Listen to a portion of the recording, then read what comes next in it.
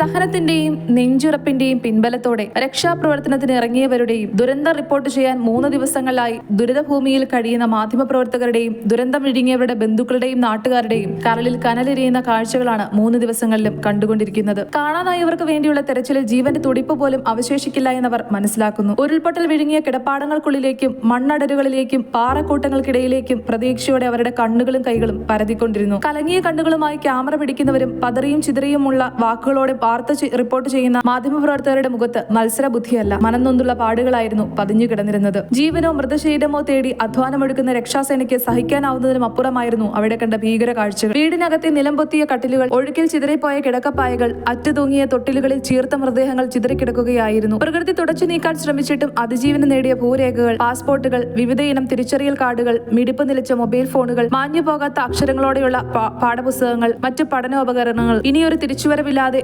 മരണത്തിലേക്ക് നിത്യ അവധിയെടുത്തു പോയ മദ്രസ വിദ്യാർത്ഥികളുടെ പേരുകൾ രേഖപ്പെടുത്തിയ ഹാജർ പുസ്തകങ്ങൾ, ചതഞ്ഞറിഞ്ഞിട്ടും കോർത്ത കൈകൾ വിടാതെയുള്ള അമ്മയുടെയും മക്കളുടെയും മൃതശരീര ദൃശ്യം നെഞ്ചു പുലർത്തുന്നതും യജമാനൻ നഷ്ടപ്പെട്ട വളർത്തുമൃഗങ്ങളുടെ മൂകമായ ശോകകാഴ്ചകളും നോവുണർത്തുന്നവയായിരുന്നു. മലവെള്ളപ്പാച്ചിലിൽ രക്ഷപ്പെട്ട് പൂർണ്ണമായും നശിക്കാത്ത പുറത്തട്ടുകളിൽ അഭയം തേടിയ പൂച്ചകൾ ഭയവിഹ്വലരായി തൂങ്ങി നിൽക്കുന്നത് കാണാമായിരുന്നു. അത്യന്തം വിനാശകരമായ പ്രകൃതിക്ഷോഭത്തെ അതിജീവിച്ച ചില കെട്ടിടങ്ങൾ വിശ്വാസത്തിന്റെ അമര കാഴ്ചകളായിരുന്നു. തകരാത്ത ക്ഷേത്ര ഗോപുരങ്ങളും നിലംപൊത്താത്ത പള്ളി മിനാരങ്ങളും ചളിയിൽ അമരാത്ത കുരിശേന്തിയ ചർച്ചുകളും ഏതോ അജ്ഞാത ശക്തിയുടെ ഊർജ്ജം ആവാഹിച്ചുകൊണ്ട് നിലകൊള്ളുന്നത് വിസ്മയകരമായിരുന്നു. 3 ദിവസങ്ങളായി ഈ പ്രദേശം ഒന്ന് ചിരിച്ചിട്ട് ആഹ്ലാദം മറന്നുപോവുകയും ആനന്ദം പറന്നു പോവുകയും ചെയ്ത ഇവിടേക്ക് വന്നവരുടെയും തിരിച്ചു പോയവരുടെയും മുഖത്ത് കനം കെട്ടി നിന്നത് ദുഃഖത്തിന്റെയും കണ്ണീരിന്റെയും പാടുകളായിരുന്നു. കുടുംബത്തിൽ ആൾനഷ്ടത്തെ അതിജീവിച്ചവർക്ക് അയൽപ്പക്കം മുഴുവൻ ഒലിച്ചുപോയ നഷ്ടവും ശൂന്യതയും താങ്ങാനാവാത്തതായിരുന്നു. രാഷ്ട്രീയ മത ജാതി വ്യത്യാസങ്ങളില്ലാതെ ജീവിച്ച് തങ്ങളെ ചേർത്ത് പിടിക്കുന്നതിന് പകരം വിധി അകറ്റിമാറ്റിയത് എന്തിനെന്ന വിചാരം കൊള്ളുന്നവർക്ക് മറുപടിയേകാൻ ആർക്കുമാകില്ലായിരുന്നു. മരിച്ചവരുടെയും ജീവൻ ബാക്കിയുള്ളവരുടെയും തിരിച്ചറിയാത്തവരുടെയും